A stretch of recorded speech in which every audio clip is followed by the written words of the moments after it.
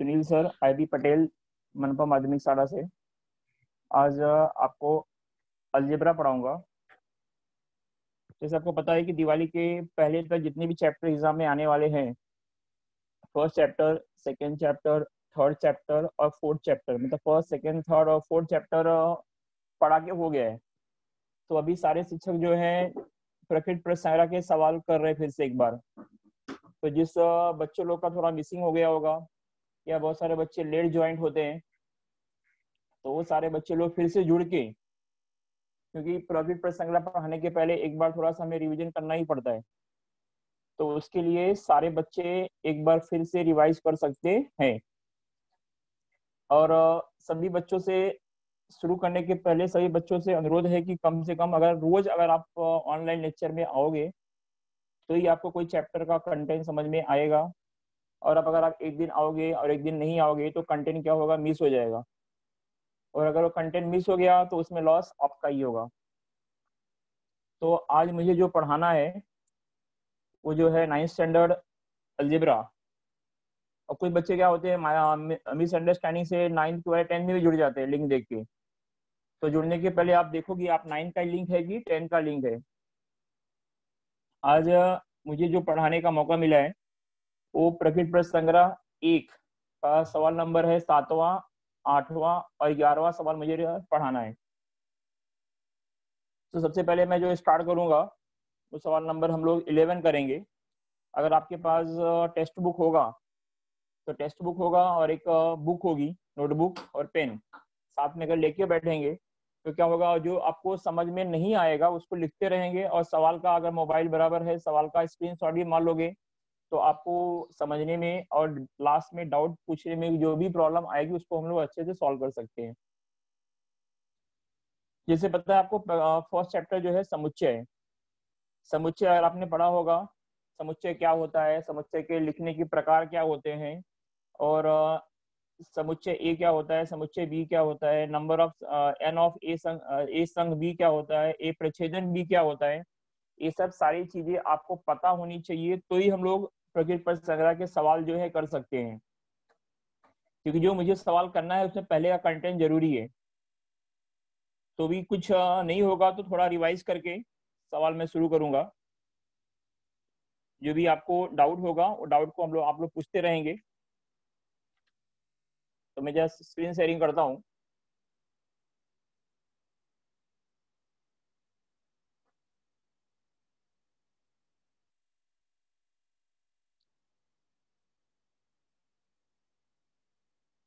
ठीक है,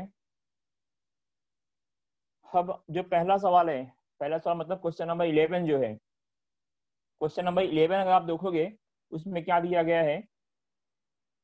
ये हमारा क्वेश्चन नंबर 11 है।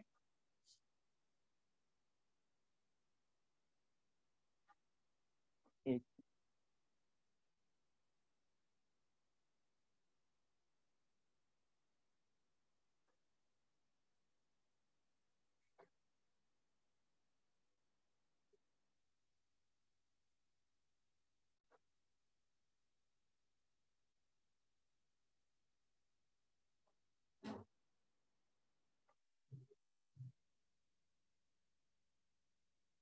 ये देखिए हमारा क्वेश्चन नंबर 11 है। आज मार्कर नहीं चल रहा है इसी कारण बस। ये हमारा क्वेश्चन नंबर 11 है। इसमें आप देखोगे इसमें दिया गया है एन ऑफ ए दिया गया है।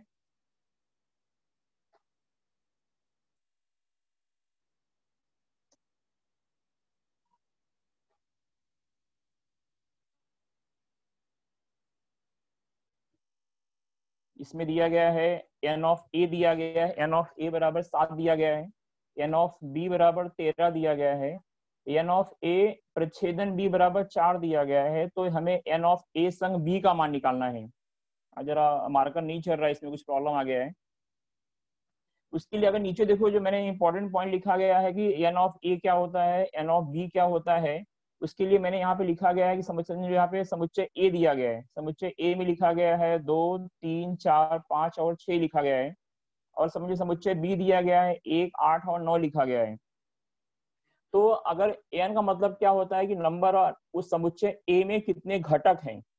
घटक मतलब क्या होगा, जैसे मैं काउंटिंग करना है, समुच्चय ए में 2 है, 3 है, 4 है, 5 और 6 है, तो कितने घटक हो गए, 1 2 3 4 और 5 घटक हो गए। मतलब एन ऑफ ए बराबर कितना हो गया, 5 हो गया। तो एन ऑफ ए का मतलब होता है number of element in set ए, क्या हो गया, 5 हो गया। तो जहां भी एन ए लिखा रहेगा, एन ए का मतलब होता है कि उस समुच्चय में कितने घटक हैं। अब उसके बाद यहाँ पे बी लिखा गया है, बी में दिया गया है 1 8 और 9। तो इस समुच्चय बी में कितने घटक हैं, 3 होते हैं। तो उसको गणितीय भाषा में कैसे लिखना है मुझे, कि एन ऑफ बी बराबर, एन ऑफ बी बराबर कितना हो गया है, 3 हो गया है। तो उसको वहां पे 3 लिखा गया है। उसी प्रकार जहां भी एन लिखा होता है, एन का मतलब होता है घटकों की संख्या। एन का मतलब होता है कि घटकों की संख्या कितनी होती है। जहां भी दिया रहेगा, जैसे ए संग बी, ए संग बी होता है, एक प्रच्छेदन होता है। तो संग का मतलब क्या होता है, संग का मतलब होता है कि ए संग, जैसे यू लिखा रहेगा, ए संग यू, ए यू बी, मतलब ए संग बी हो गया। उसका मतलब होता है ए और बी के सभी घटक, ए और बी के सभी घटक इस प्रकार लेंगे कि घटक में कोई भी नंबर जो है रिपीट नहीं होना चाहिए। जैसे इसमें दिया गया है, इंपॉर्टेंट वाले में 2 3 4 5 6 दिया गया है। अब इसमें दिया गया 8 9 और 1, 8 और 9 दिया गया है। तो इसका मुझे अगर ए संग बी लिखना है तो क्या हो जाएगा, दो पहले सीरियल नंबर से लिखेंगे।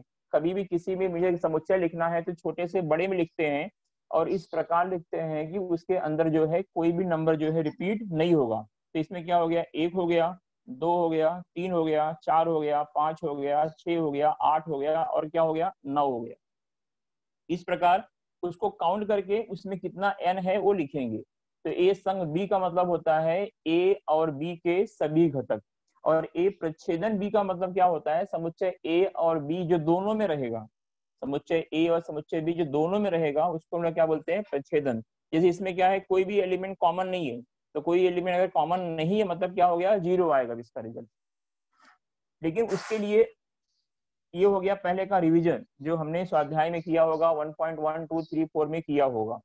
अब हमें जो सवाल करना है उस सवाल के लिए हमें ये जो मैंने ब्रैकेट में रखा है, ये हमें क्या दिया गया, ये सूत्र हमारा है, एन ऑफ ए संग बी बराबर n of A plus n of B minus n of A प्रच्छेदन बी बराबर, ये हमारा क्या है, सूत्र है। अभी सूत्र में कितने टर्म्स हैं, पहला बराबर के पहले 1 दिया गया है और बराबर के पहले जो है 3 दिया गया है, मतलब 3 और 1 4 टर्म दिए गए, घटक दिए गए। अब इस 4 में से क्या है कि मुझे कम से कम 3 का मान पता होना चाहिए। अगर मुझे 3 का मान पता रहेगा तो चौथे का मान हम लोग निकाल सकते हैं। जैसे दिया गया 3x बराबर 7 दिया गया है, तो x का मान निकालते हैं। उसी प्रकार इस सूत्र में जो है 4 टर्म दिए गए हैं, और 4 टर्म में से किसी भी 3 का मान दिया रहेगा तो हम लोग 1 का मान निकाल सकते हैं, चौथे का मान निकाल सकते हैं इस सूत्र का उपयोग करके। अब ये सवाल दिया गया है कि एन, यदि एन ऑफ ए बराबर 7, एन ऑफ बी बराबर 3 दिया गया है, और एन ऑफ ए प्रच्छेदन बी बराबर कितना दिया गया है, 4 दिया गया है, तो हमें एन ऑफ ए संग बी का मान निकालना है। बराबर है। इसमें कभी कभी क्या होता है कि सूत्र का समझे मान नहीं दिया रहेगा तो समुच्चय के रूप में लिख दिया रहेगा। अगर समुच्चय के रूप में लिखा रहेगा तो उसमें हमें एन ऑफ ए का मान निकालना पड़ेगा, मतलब समुच्चय दिया रहेगा, उसको हम लोग नहीं बोल सकते कि नहीं दिया गया है। तो वहां से समुच्चय ए दिया रहेगा, उससे हमें एन ऑफ ए का मान मिलेगा। अगर समुच्चय बी दिया रहेगा उससे हमें एन ऑफ बी का मान मिलेगा। तो वहां से हम लोग ए संग बी या ए प्रच्छेदन बी का मान निकालेंगे सूत्र का उपयोग करके। और जब ए संग बी या ए प्रच्छेदन बी का मान निकालेंगे तो उसके बाद हम लोग क्या करेंगे, उसमें एन ऑफ ए संग बी का मान निकालेंगे, और जिसका मान पूछा रहेगा उसको फिर फाइंड करेंगे सूत्र का उपयोग करके। अब यहाँ पे मैंने सूत्र लिखा है, एन ऑफ ए संग बी बराबर n of A plus n of B minus n of A प्रच्छेदन बी हो गया। क्योंकि एन ऑफ ए का मान दिया गया है 7, एन ऑफ बी का मान दिया गया है 13, और एन ऑफ ए प्रच्छेदन बी का मान कितना दिया गया है, 4 दिया गया है। तो 7 धन 13 ऋण कितना आ गया, 4 आ गया। अब 13 7 कितना हो गया, 20 हो गया। तो 20 ऋण 4 कितना हो गया, ये 16 हो गया। तो एन ऑफ ए संग बी का मान कितना आ गया, 16 आ गया। इसको हम लोग क्या करेंगे, बॉक्स बना देंगे। इससे क्या होगा कि एग्जाम में कम से कम 3 नंबर में आएगा ये, कभी कभी 2 नंबर में भी आता है और कभी कभी 3 नंबर में भी आता है। तो ये हमारा सिर्फ सूत्र है। अगर आपको इसमें हमें कुछ याद नहीं करना है, सिर्फ हमको अगर सूत्र याद रहेगा तो इसके आधार पे हम लोग सवाल को सरल कर सकते हैं। ठीक है, आप इसका स्क्रीनशॉट ले सकते हो। बाद में अगर आपको कोई डाउट रहेगा तो जब हम लोग रिवीजन करेंगे लास्ट के 10 मिनट में, उसमें हम लोग इसको रिवाइज कर सकते हैं। ठीक है, अब हम लोग आगे बढ़ते हैं। जो मुझे क्वेश्चन नंबर करना है, 7वां क्वेश्चन करना है। अब 7वें क्वेश्चन में दिया क्या गया है उसको हमें, अगर आपको याद होगा कि जब हमने 1.3 पढ़ा, 1.3 आपको पढ़ाया गया होगा, आप रहे होगा या नहीं रहेगा, वेन डायग्राम क्या होता है, वेन डायग्राम। तो जो भी समुच्चय दिया रहेगा उसको हमें वेन डायग्राम के रूप में रिप्रेजेंट करना रहेगा। पहले सवाल पढ़ते हैं, सवाल में क्या दिया गया देखते हैं। ये हमारा 7वां सवाल है। 7वें सवाल में 3 सवाल है। अब इसमें लिखा गया है कि निम्नलिखित प्रत्येक उदाहरण में से समुच्चयों का प्रच्छेदन संघ समुच्चय वैन आकृति के द्वारा दर्शाइए। मतलब हमें वैन आकृति में क्या दिखाना है, संघ समुच्चय दिखाना है, बराबर है। अब समुच्चयों का प्रच्छेदन संच समुच्चय, वे संच समुच्चय में यहाँ पे दिखाना है। अब देखेंगे यहाँ पे दिया गया जो प्रच्छेदन समुच्चय दिखाना है, तो हमें ये पता होना चाहिए कि संघ और प्रच्छेदन हमको निकालने आना चाहिए। जैसे मैंने आपको एग्जांपल दिया था, संघ मतलब क्या हो गया, ए और बी के सभी घटक, ए और बी के सभी घटक। इसके पहले मैं आपको बताया था कि अगर समुच्चय ए दिया गया है और समुच्चय बी दिया गया है, तो अगर मुझे ए संघ बी निकालना है तो ए और बी के सभी घटक होना चाहिए, वो मैंने आपको बताया था। अभी यहाँ पे देखेंगे हम लोग प्रच्छेदन निकालना है मुझे। जो यहाँ पे 2 समुच्चय दिया गया है, समुच्चय ए दिया गया है और समुच्चय बी दिया गया है, और यहाँ पे प्रच्छेदन नहीं दिया गया है। तो पहले हम लोग अपने समझ के लिए पहले हम लोग प्रच्छेदन निकालेंगे। जैसे मैंने आपको बताया था कि प्रच्छेदन का मतलब क्या होता है, ए और बी में जो कॉमन रहेगा, ए और बी में जो कॉमन रहेगा। अब इसमें ए में दिया गया है 3, 4, 5 और 6। ध्यान से देखेंगे, सवाल बहुत सिंपल है लेकिन आगे इसका उपयोग नहीं है। तो 3, 4, 5 और 6, और बी में दिया गया है 1, 4 और 8 दिया गया है। अब दोनों समुच्चय में कॉमन क्या है, 4 है। क्या है, 4 है। तो ए प्रच्छेदन बी क्या हो गया, 4 हो गया, बराबर है। अभी हमें यहाँ पे ए प्रच्छेदन बी के घटक नहीं चाहिए। अगर आपको लिखना है तो इसको लिख सकते हैं, एन ऑफ ए प्रच्छेदन बी बराबर कितना हो गया, 4 हो गया। अब इससे क्या करना है, हमको वैन आकृति से दिखाना है। वैन आकृति के थ्रू क्या करना है, इसको हमें दिखाना है। अब जैसे आपने अगर 1.3 पढ़ा होगा, वैन आकृति जो है किसी रूप में भी लिख सकते हैं। यहाँ पे क्या किया, मैंने इसको सर्कल के रूप में दिखाया, वृत्त के रूप में दिखाया है। अब देखो एक कलर में मैंने ए को ड्रॉ किया है, मतलब ए मतलब क्या हो गया, समुच्चय ए हो गया। और दूसरे कलर में क्या किया मैंने, समुच्चय बी को ड्रॉ किया है। अब पहले जो दोनों में कॉमन घटक है, वो दोनों में ये जो बीच का सर्कल है दोनों में कॉमन आया है। दोनों में कॉमन का मतलब उसमें हमने 4 लिखा है। 4 का मतलब क्या हो गया, वो वृत्त ए में भी है और वृत्त बी में भी है। तो वैन आकृति को हमने क्या किया है, वृत्त के रूप में दिखाया है। आप सर्कल के रूप में भी दिखा सकते हो, रेक्टेंगल के रूप में दिखा सकते हो, वर्ग के रूप में भी दिखा सकते हो।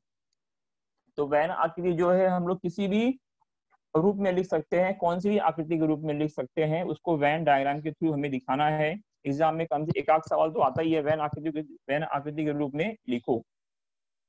तो पहले जो कॉमन रहेगा दोनों में, वो कॉमन लिख दिया मैंने, यहाँ पे 4 लिख दिया है। अब अगर मैंने समुच्चय ए में से 4 को निकाल लिया तो क्या बचेगा, 3 बचेगा, 5 बचेगा और 6 बचेगा। तो मैंने यहाँ पे 3, 5 और 6 लिखा है यहाँ पे, तो यहाँ पे 6 आएगा। और दूसरे वाले में बी में लिखा है यहाँ पे 1 और 8, 4 वहां पे छूट गया है तो 4 वहां पे नहीं रहेगा। तो इस तरह से क्या हो गया यहाँ पे कि वैन जो कॉमन निकालने के बाद जो बचेंगे वो ए में आएगा। अब कॉमन निकालने के बाद जो बी में बचेगा वो क्या होगा, बी में आएगा। तो अगर मैंने जो दोनों में रहेगा, अगर मैं दोनों को निकालूंगा तो क्या हो जाएगा, 1, 4 और 8, 1, 4 और 8 हो जाएगा। और इसमें क्या बचेगा, 3, 5, 4 और 6 हो जाएगा। अब दूसरा सवाल देखेंगे। दूसरे सवाल में दिया गया है कि इसमें दिया गया है समुच्चय पी दिया गया है। पी में क्या दिया गया है, पी का घटक क्या है, ए है, बी है, सी है, ई है और एफ है। उसके बाद क्यू दिया गया है, एल, एम, एन, ई और बी दिया गया है। ए, L M N E और B दिया गया है। अब हमें प्रच्छेदन ही हमें दोनों सब में निकालना, तीनों में निकालना है। अब तो पहले हम लोग P और Q का मुझे क्या निकालना है, प्रच्छेदन निकालना है जो दोनों में रहेगा। तो दोनों में क्या है, B है, दोनों में देखो एक B है और क्या है, E है। तो B और E जो है दोनों में है, तो P प्रच्छेदन Q क्या हो गया, B E हो गया, B E हो गया है। अब उसको भी हमें ऐसी आकृति के रूप में दिखाना है। तो ये हो गया, पहले मैंने ए को ड्रॉ किया है, एक कलर में पी है और दूसरे कलर में क्या है, यहाँ पे क्यू दिया गया है। तो जो दोनों में कॉमन है वो क्या है, बी है और ई है। तो यहाँ पे बी और ई को लिखा गया, जो दोनों कॉमन एरिया है, जो बीच का एरिया क्या है, दोनों वृत्तों के लिए कॉमन एरिया है वो। और यहाँ पे क्या दिया है, फिर क्या बचा, यहाँ पे ए बचा है, सी बचा है, ए बचा है, सी बचा है और यफ बचा है। तो यहाँ पे ए सी और यफ लिखा गया है। और दूसरे में क्या बचा है, बी और ई निकालने के बाद एम बचा है और एन बचा है, तो एम एन और एल लिख दिया वहां पे। तो इस तरह से क्या हो गया, वेन आकृति के थ्रू जो समुच्चय दिया गया है वो हमें दर्शाना है। अब इसमें एक सवाल और दिया गया है जो आगे वाले पेज पे है। अब आगे वाले पेज का सवाल है कि जैसे, पहले सवाल देखते हैं। सवाल में दिया गया, आपके पास बुक भी दे सकते हो, तीसरा सवाल पेज नंबर 18 पे दिया गया है कि यहाँ पे x और y दिया गया, लेकिन यहाँ पे नंबर नहीं दिया गया है, यहाँ पे नंबर के रूप में कुछ उसको अलग रूप में दिखा गया है। अगर हम लोग देखेंगे सवाल में, जो हमने फर्स्ट 1.1 पढ़ा होगा, उसमें समुच्चय की दो प्रकार हमने पढ़ा होगा। एक पढ़ा होगा हमने सूची पद्धति, एक पढ़ा होगा हमने गुण वर्णन पद्धति। सूची पद्धति और गुण वर्णन पद्धति। तो सूची का मतलब क्या होता है, जहाँ पे सारे घटक दिए रहेंगे। जैसे अब तक हमने पढ़ा ना, ये अब तक हमने पढ़ा, ये नंबर दिया गया, y दिया गया है, यहाँ पे भी हमने देखा p दिया गया, a b c e f सारे नंबर दिए गए हैं। उसको क्या हम लोग बोलते हैं, सूची पद्धति। और एक दूसरा क्या होता है, उसका नाम है गुण वर्णन पद्धति। उसका नाम क्या है, गुण वर्णन पद्धति। तो जो तीसरे का सवाल है वो जो है गुण वर्णन पद्धति के रूप में दिया गया है। लेकिन अगर हमें वैन आकृति बनाना है या समुच्चय में किसी भी सवाल का उत्तर लिखना है या उसका प्रकार पहचानना है, तो हमेशा जो हमारा समुच्चय है वो जो है सूची पद्धति के रूप में होना चाहिए। बट यहाँ पे सूची पद्धति के रूप में नहीं दिया गया है, यहाँ पे क्या दिया गया है, गुण वर्णन पद्धति के रूप में दिया गया है। तो सबसे पहले आपको जो है गुण वर्णन पद्धति जो है पढ़ने आनी चाहिए। अब यहाँ पे क्या लिखा गया है, x कैपिटल x दिया गया है। किसी भी समुच्चय को अगर मुझे लिखना है तो हमेशा आपको इसकी स्टार्टिंग जो है कैपिटल लेटर में करनी है। तो यहाँ पे x लिखा गया है, x के बाद x का एक ऐसा समुच्चय है, x लिखा गया है, फिर स्लैश लाइन, फिर x या 80 और 100 के बीच की अभाज्य संख्या है। तो इसको हमें पहले कभी कभी एग्जाम में ना एक नंबर के लिए सिर्फ इसको पढ़ने के लिए बोलता है, जैसा लिखा गया गणितीय भाषा में लिखा, जैसे लिखा है गुण वर्णन में लिखा गया है, इसको स्टेटमेंट फॉर्म में लिखो। इसको कैसे पढ़ेंगे हम लोग, x का एक ऐसा समुच्चय है जिसमें x या 80 और 100 के बीच की अभाज्य संख्या है। दूसरा जो लिखा गया है y लिखा गया है, y यह y का एक ऐसा समुच्चय है जिसमें y ही 90 और 100 के बीच की विषम संख्या है। ये हमको पढ़ने आना चाहिए। अब पढ़ने आने के बाद विषम संख्या क्या होती है और अभाज्य संख्या क्या होती है, ये हमको पता होना चाहिए। तो सबसे पहले हम डिस्कस करेंगे अभाज्य संख्या क्या होती है, क्योंकि अगर हमको उसका मतलब पता होगा तो ही उसके घटक को हम लोग उसमें लिख सकते हैं। अब अभाज्य संख्या का मतलब क्या होता है, जिस संख्या में खुद से भाग जाएगा, जिस संख्या में एक से भाग जाएगा या खुद के टेबल से भाग जाएगा, उसको हम लोग क्या बोलते हैं, अभाज्य संख्या बोलते हैं। जैसे एक हो गया होगा, एक भी अभाज्य संख्या, एक हो गया, फिर 2 हो गया, 3 हो गया, 5 हो गया, 7 हो गया, 11 हो गया, जो किसी और टेबल में नहीं आते हैं। लेकिन हमें क्या यहाँ पे लिखना है, 80 और 100 के बीच की, 80 और 100 के बीच की अभाज्य संख्या पहले मुझे लिखना है।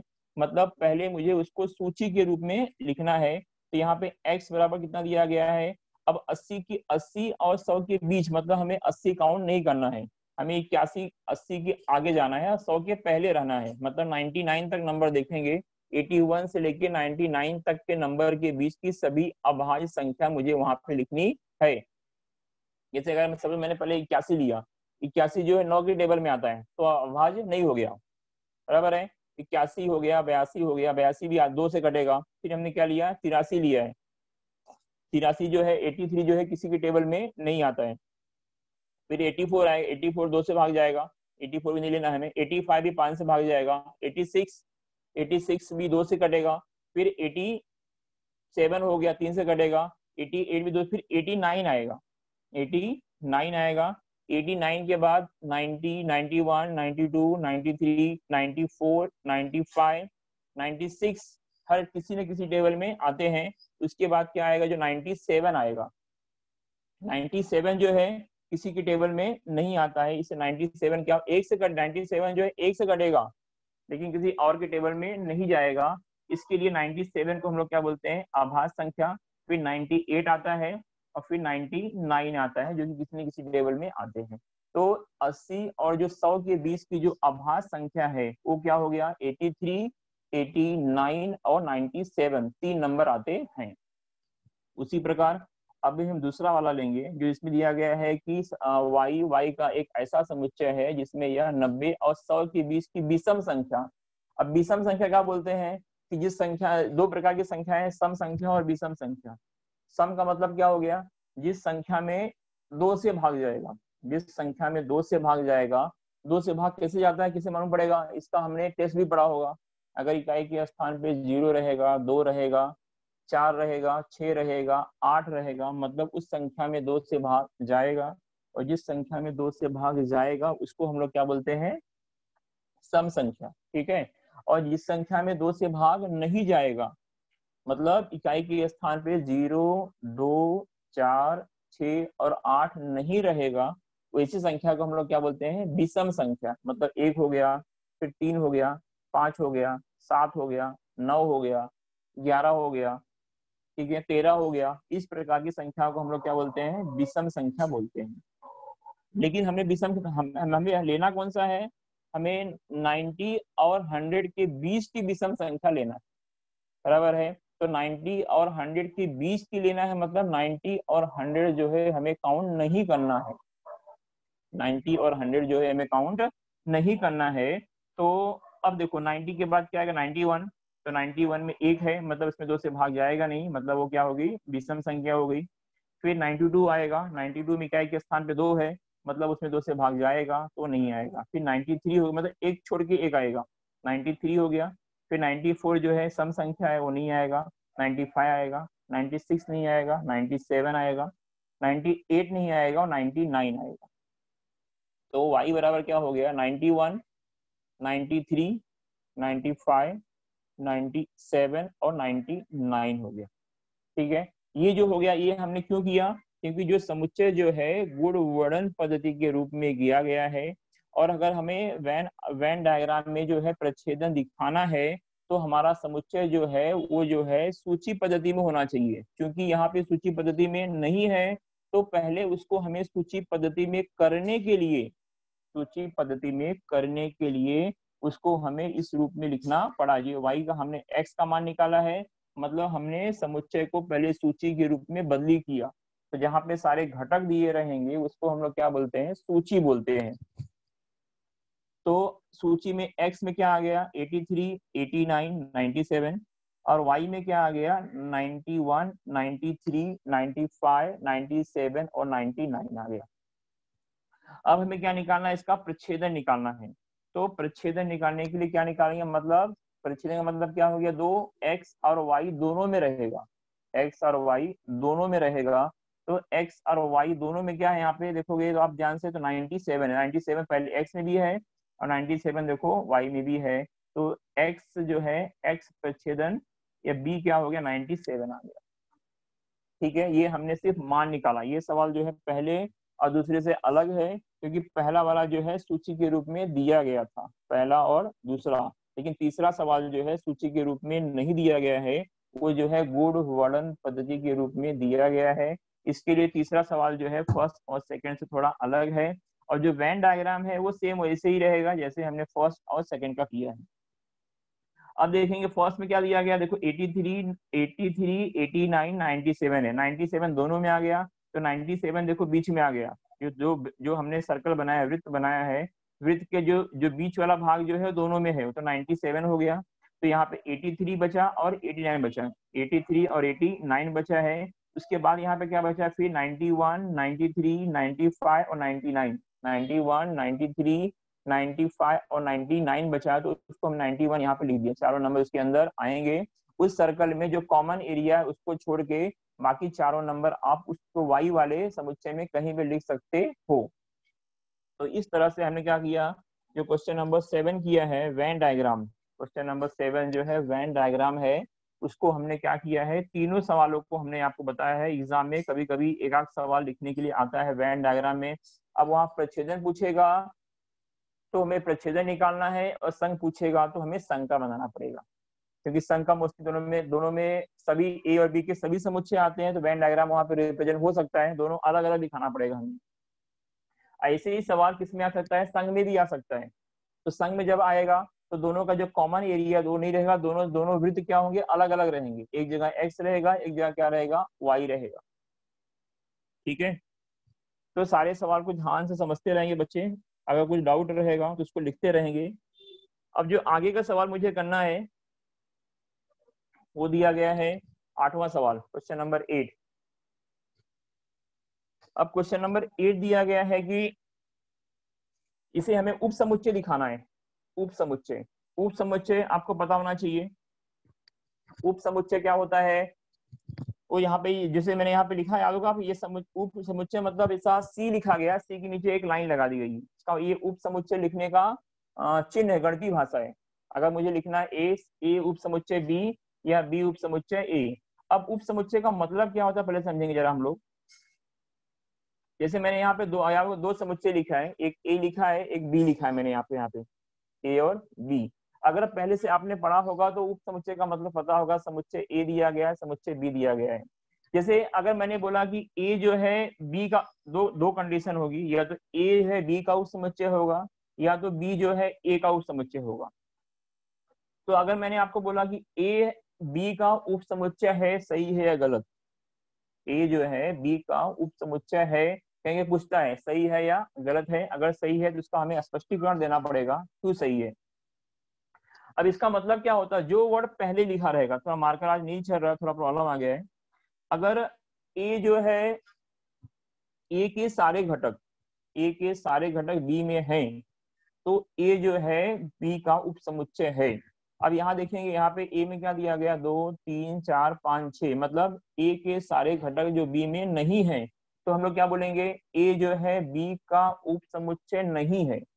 बराबर है, नहीं मतलब चिन्ह वैसे ही रहेगा, सी सी लिखेंगे, उसके नीचे लाइन रहेगी जो हमने यहाँ पे यूज किया है पहले से। यहाँ पे हमने यूज किया पहला वाला वाई एक्स का उप समुच्चय है, उसको हम लोग क्रॉस कर देंगे। चलो क्रॉस करते हैं, कटिंग एक सिंगल लाइन से काट दे, उसका मतलब क्या हो गया, उप समुच्चय नहीं है। अगर मैंने आपको बोला ए जो है बी का उप समुच्चय है, तो ए के सारे घटक, ए के सारे घटक जो है बी में होने चाहिए। या मैंने लिखा बी जो है ए का उप समुच्चय है, बी ए का उप समुच्चय है, मतलब बी के सारे घटक ए में होने चाहिए। अगर वहां पे सिर्फ नंबर दिए रहेगा तो यहाँ पे जो जो आपको मैंने पहला एग्जांपल बताया था, जैसे अगर ये एग्जांपल लेते हैं हमने एक्स और वाई का, एक्स और वाई का भी लिएंगे, तो यहाँ भी वही होगा।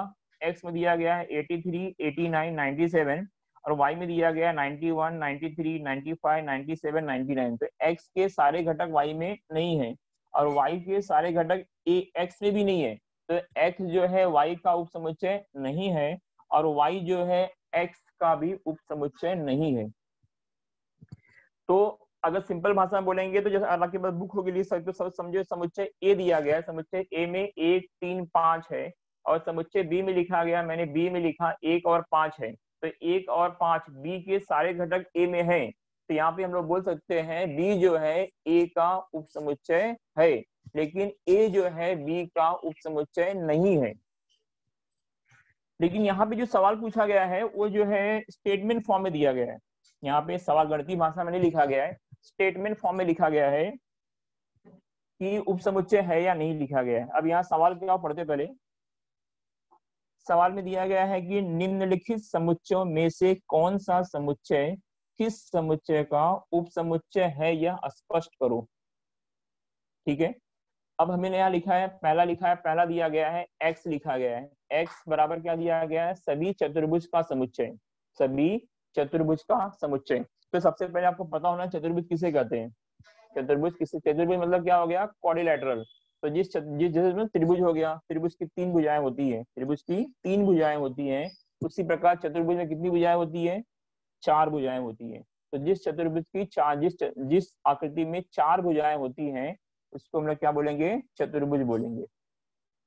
अब यहाँ पे दिया गया है y दिया गया, y क्या दिया गया है, सभी सम चतुर्भुज का समुच्चय, सभी सम चतुर्भुजों का समुच्चय। तो सम चतुर्भुज को हम लोग क्या बोलते हैं, इसमें रोम्बस बोलते हैं। तो ये आपको ये पता होना चाहिए कि सम चतुर्भुज किसे कहते हैं। तो जिस चतुर्भुज की चारों भुजाएं क्या होती है, सर्वांगसम होती है, क्या बोलते हैं हम लोग, सम चतुर्भुज कहते हैं। अब इसके बाद दिया गया है एस, समुच्चय एस दिया गया है, सभी वर्गों का समुच्चय, सभी वर्गों का समुच्चय। ये तो हम लोग हमेशा 6 से पढ़ते आएंगे, वर्ग और आयत हम पहले से पढ़ते आए हैं। तो वर्ग किसे कहते हैं, वर्ग किसे कहते हैं, जिस चतुर्भुज की चारों भुजाएं, वर्ग भी जो है एक प्रकार का, इसमें जितने भी नाम दिए गए हैं सभी जो है चतुर्भुज भी हैं, लेकिन इसमें ये सब क्या दिए गए हैं, चतुर्भुज के प्रकार हैं। सम चतुर्भुज हो गया, वर्ग दिया गया है, समांतर चतुर्भुज दिया गया है और आयत दिया गया है। तो अभी हम लोग डिस्कस कर रहे थे वर्ग। तो जिस चतुर्भुज की चारों भुजाएं क्या होती हैं, सर्वांगसम होती हैं, चारों भुजाएं क्या होती हैं, सर्वांगसम होती हैं, और उसके प्रत्येक कोण कितने अंश होते हैं, 90 अंश के होते हैं। तो हमें कोण से मतलब नहीं, हमें क्या है, भुजा से मतलब है। चारों भुजाएं क्या होती हैं, सर्वांगसम होती हैं, उसे हम क्या बोलते हैं, वर्ग बोलते हैं। अब यहाँ पे दिया गया, उसके बाद टी दिया गया, टी सभी समांतर चतुर्भुज, ये चतुर्भुज का चिन्ह है, सभी समांतर चतुर्भुज का समुच्चय। चतुर्भुज को हम लोग क्या बोलते हैं, पैरेललोग्राम, क्या बोलते हैं, पैरेललोग्राम। तो पैरेललोग्राम किसे बोलते हैं, जिस चतुर्भुज की सम्मुख भुजाएं समांतर हो, जिस चतुर्भुज की सम्मुख भुजाएं समांतर और सर्वांगसम है, उससे हम लोग क्या बोलते हैं, सम चतुर्भुज बोलते हैं। वी दिया गया है, सभी आयत का समुच्चय, सभी आयत का समुच्चय हो गया। अब ये आयत मतलब क्या हो गया, रेक्टेंगल हो गया। तो रेक्टेंगल मतलब जिस यहाँ पे क्या होती है, जिस चतुर्भुज की सम्मुख भुजाएं सर्वांगसम होती है, जिस चतुर्भुज की सम्मुख भुजाएं क्या होती है, सर्वांगसम होती है, उससे हम क्या कहते हैं, आयत कहते हैं। तो ये चारों का हमें क्या करना है, कोरिलेट करना है, कोरिलेट कि कौन किसके अंदर आता है। जैसे मैंने आपको एग्जांपल दिया, अगर मैंने महाराष्ट्र लिया, महाराष्ट्र और मुंबई लिया, तो हमें डिसाइड करना है कि मुंबई के सारे लोग महाराष्ट्र में रहते हैं या महाराष्ट्र के सारे लोग मुंबई में रहते हैं। तो जो महाराष्ट्र में रहेगा मतलब मुंबई में रहेगा, तो मुंबई के सारे लोग जो है महाराष्ट्र में रहते हैं या महाराष्ट्र के सारे लोग मुंबई में रहते हैं, उससे उससे क्या मालूम पड़ता है, उसके बेस पे हमें पहचाना है कौन किसका उप समुच्चय है। अब यहाँ पे एग्जाम्पल, अभी देखो यहाँ पे x हो गया, y हो गया, s हो गया, t हो गया और v दिया गया है। तो अभी हमें यहाँ पे हमें पहचानना है कौन किसका उप समुच्चय है। तो मैं आपको यहाँ पे लिख दिया है, पहला दिया गया y जो है c का उप समुच्चय है, y जो है x का उप समुच्चय है, s जो है x का उप समुच्चय है, t जो है x का उप समुच्चय है और v जो है x का उप समुच्चय है। क्यों है, क्योंकि x मतलब क्या हो गया, यहाँ पर चतुर्भुज दिया गया, x क्या है, मतलब सब में चार भुजाएं होती हैं, तो आयत में भी चार भुजाएं होती है, मतलब उससे उसका ही घटक रहेगा वो। इसमें प्रकार हो गया लेकिन घटक तो उसका ही है, क्योंकि उसके ही प्रकार हैं, आयत के ही सभी प्रकार हैं। इसके लिए एक्स वाई जो है x का भी उप समुच्चय है, यस जो है x का भी उप समुच्चय है, t जो है x का उप समुच्चय है और v जो है x का उप समुच्चय है। सिर्फ एग्जाम में आएगा, तो अगर सब नहीं लिखना होगा तो आप जितना आएगा उतना भी लिख सकते हो। उसके बाद देखेंगे s जो है y का उप समुच्चय है, यस मतलब क्या हो गया, वर्ग हो गया। और इसमें क्या हो गया, y हो गया। अब सम चतुर्भुज मतलब इसकी भी चारों भुजाएं सर्वांगसम होती हैं और वर्ग की भी चारों भुजाएं क्या होती है, सर्वांगसम होती है, लेकिन उससे क्या होते हैं, कोण अलग अलग होते हैं। इसके लिए s जो है y का उप समुच्चय है, उसी प्रकार यस जो है t का भी, उप समुच्चय है, v जो है t का उप समुच्चय है, y जो है t का उप समुच्चय है और s जो है v का उप समुच्चय है। तो इस तरह से हमने क्या किया है, जो प्रकृति पर संग्रह का जो सवाल था, जितना मुझे मिला था आज, क्वेश्चन नंबर 7 था, क्वेश्चन नंबर 8 था और क्वेश्चन नंबर 11 था। तो अक्सर जो है 11 के सवाल के ऊपर 11 का एक सवाल तो एग्जाम में आता है आपके प्रकृति पर संग्रह में, बहुत ऐसे क्वेश्चन नंबर 5वां भी दिया गया है, क्वेश्चन नंबर 5वां दिया गया है। अगर आपके पास नोटबुक है तो वहां लिख के चेक कर सकते हो आ रहा है कि नहीं आ रहा है। ये पहले भी हो गया होगा। यहाँ पे देखो सवाल सेम है।